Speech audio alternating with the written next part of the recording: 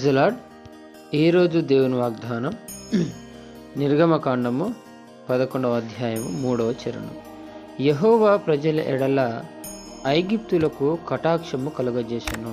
Amen.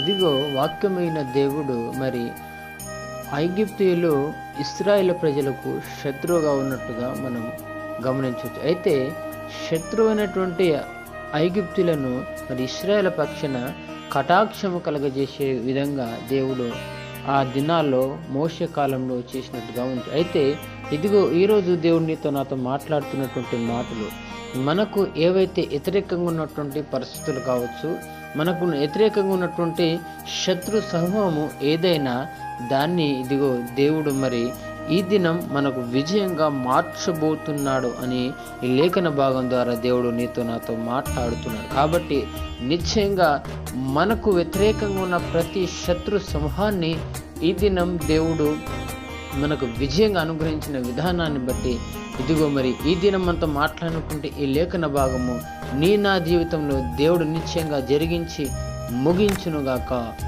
Amen, amen, amen.